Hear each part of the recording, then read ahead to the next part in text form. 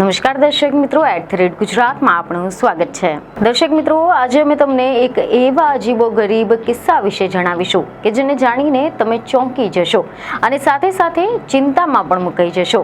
જી હા, જેમ આપણા સૌને ખબર જ છે કે માથામાં જૂ પડવાની સમસ્યા એ કેટલી ગંભીર સમસ્યા હોઈ શકે છે।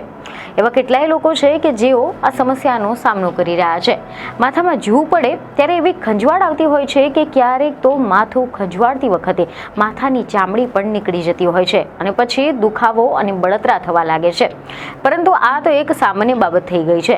જો કે હવે અમે તમને આને જ લગતો એક અનોખા કિસ્સા વિશે જણાવીશું કે જેમાં ગુજરાતના સાવરકુંડલામાં આવેલા સાવરકુંડલાની હોસ્પિટલમાં તાજેતરમાં જે અનોખો કિસ્સો સામે આવ્યો છે। તબીબી દ્રષ્ટિએ ખૂબ જ રસપ્રદ અને જ્વલેજ જોવા મળતો કેસ નોંધાયો છે કે જેમાં સુરતની એક 66 વર્ષીય રહેવાસી ગીતાબેન 2.5 મહિનાથી તેમની આંખમાં અસહ્ય ખંજવાળ, દુખાવો અને લાલાશ અનુભવી રહી હતી। તેમની ઊંઘ પણ ઉડી ગઈ હતી અને સુરતના ડોક્ટરોએ પણ હાર માની લીધી હતી। પરંતુ સાવરકુંડલાની લલુભાઈ શેઠ આરોગ્ય મંદિર હોસ્પિટલના જે નેત્ર ચિકિત્સક છે તેમને જે શોધી કાઢ્યું તે ખૂબ જ ભયાનક હતું। ગીતાબેનની પાપણમાં 1, 2, 5 કે 10 નહીં પરંતુ 250 જીવંત જંતુઓ મળી આવ્યા હતા। તો ચાલો આ દુર્લભ મામલો શું છે, તેના લક્ષણો શું હોઈ શકે છે, કારણો શું છે અને તેને અટકાવવાના રસ્તાઓ વિશે જાણીશું। તો સૌપ્રથમ તો તમે કલ્પના કરો કે કોઈ જીવ આપણી આંખમાં ઘૂસી જાય છે, આપણી ઊંઘ છીનવી લે છે, આપણને અંધારામાં ધકેલી દે છે।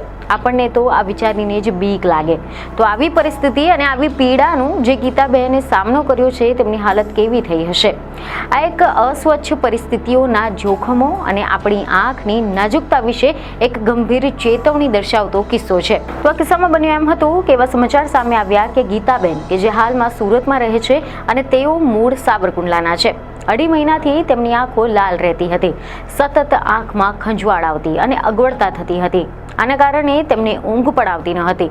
જો કે સુરતના ઘણા બધા ડોક્ટરોએ તેમની તપાસ કરી હતી પરંતુ કોઈ પણ રાહત મળી ન હતી અને અંતે તેઓ સાવરકુંડલાની લલુભાઈ શેઠ આરોગ્ય મંદિર હોસ્પિટલમાં તપાસ કરાવવા માટે આવ્યા હતા કે જ્યાં ડોક્ટર મૃગાંગ પટેલે તેમની મેગ્નિફાઇંગ ગ્લાસથી તપાસ્યા હતા અને તેમની પાપણ પર જુઓ ફરતી જોવા મળી હતી અને જુઓના ગોળ ઈંડા પણ દેખાયા હતા।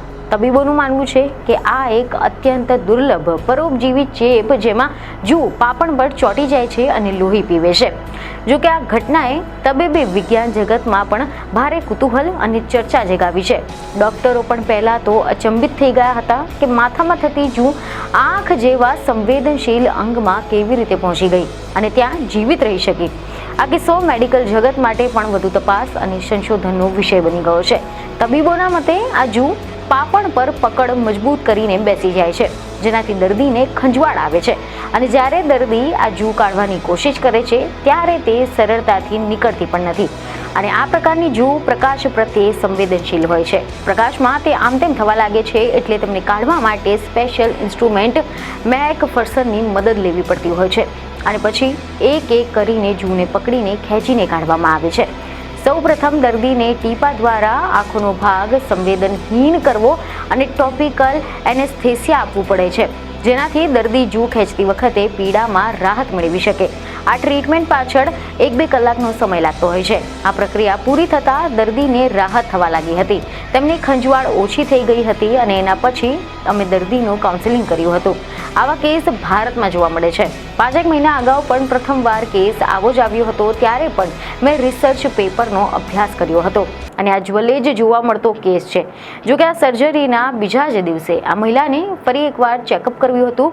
આંખની ઓપીડીમાં લાવવામાં આવ્યા હતા અને આંખ એકદમ ચોખ્ખી અને તંદુરસ્ત જોવા મળી હતી।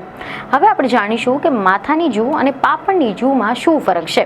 તો મીડિયામાંથી એવા અહેવાલ સામે આવ્યા છે કે આ અંગે તબીબોનું કહેવું છે કે માથાની જૂ અને આંખની જૂ જુદી જુદી હોય છે। આંખમાં થતી જૂ આંખની સફેદ ત્વચામાં ફરે છે, તે પ્રકાશથી દૂર ભાગે છે, ત્યારે પાપણની અંદરના ભાગમાં જ્યાં સંપૂર્ણ અંધારું હોય છે ત્યાં આ જૂ રહેતી હોય છે।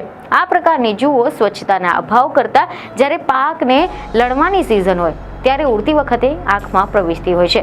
જોકે આમાં તેટલા પ્રમાણમાં પીડા ન થતી હોવાથી શરૂઆતના સમયમાં તેની જાણ થવી પણ મુશ્કેલ હોય છે.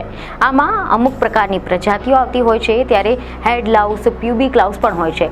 આ જૂ નરી આંખે જોઈ શકાતી નથી, માત્ર માઇક્રોસ્કોપ દ્વારા જોઈ શકાય છે. આ જુઓ દેખાવે પારદર્શક હોય છે. તે જ્યારે ત્વચા પર ચોંટીને બેસે છે ત્યારે ખ્યાલ આવવો પણ મુશ્કેલ હોય છે. જૂની અંદર ફરતું લોહી એ માઇક્રોસ્કોપ વડે પણ દેખાઈ શકે છે, જેનાથી જૂના શરીરના અંગો વિશે પણ ખ્યાલ આવે છે. બાળકો અને વૃદ્ધો સૌથી વધુ આનાથી અસરગ્રસ્ત થતા હોય છે. હવે આપણે આના નિવારણ વિશે જાણીશું. તો તમારે આના માટે આંખોનું રક્ષણ કરવું પડશે, જેમાં સ્વચ્છતા પર ધ્યાન આપવું પડે.